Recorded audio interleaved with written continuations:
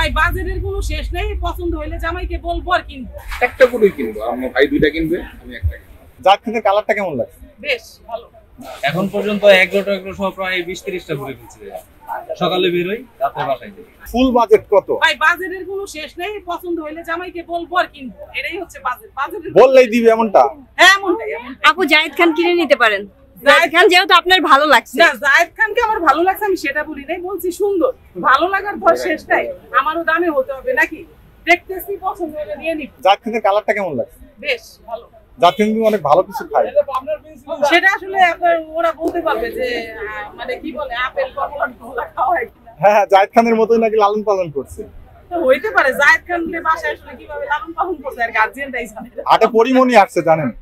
হ্যাঁ আমি নিয়ে দেখছি। পরিমণি কি কিনবেন? না ভাই সরি। কেন পরিমণির এত? পরিমণিকে কিনা অনেক লোক আছে, আমি না হইলেও চলবে। সবাই আসলে এক ধরনের টি-শার্ট, গামছা, আসলে লেখাটাই আছে তাওলাবা।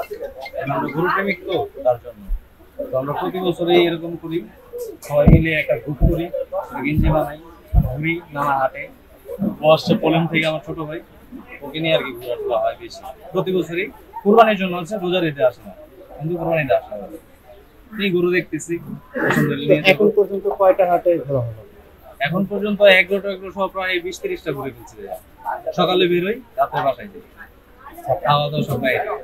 তো সেক্ষেত্রে কি এখন পর্যন্ত কোনো গরু পছন্দ হয়েছে কি? পছন্দ হয়েছে, নাসিবের করে গরু দামাদামি হচ্ছে, একটুর জন্য আটকে আছে। আশা করি যদি আল্লাহ চায় হয়ে যাবে।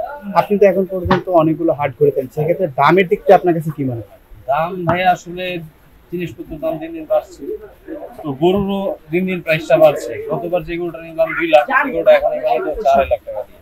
গরুর দাম বেশি, কিন্তু খাদ্যের দামও তো বেশি, এটা মানতে হবে।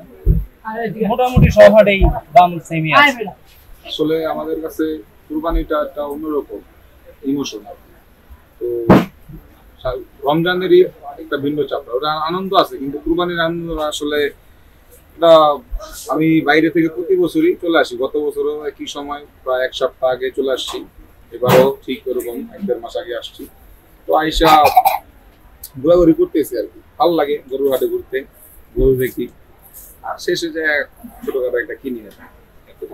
সেক্ষেত্রে কি আমরা বলতে পারি শুধুমাত্র কি আপনি গরু দেখার জন্যই বাংলাদেশে প্রতি বছর আসবেন? এরকম না ব্যাপারটা, কিন্তু কুরবানির টাইমে এই জন্যই আশা করা যায়। এছাড়া আমি বছরের মাঝখানে আরো আসি, কিন্তু কুরবানির টাইমে মূলত কুরবানির উদ্দেশ্য করে আসি। বাজেটটা যদি একটু বলতেন। বাজেটটা আসলে বলতে চাচ্ছি না। কতগুলা কিনবেন? একটা গরুই কিনবো, আমার ভাই দুইটা কিনবে, আমি একটা কিনবো।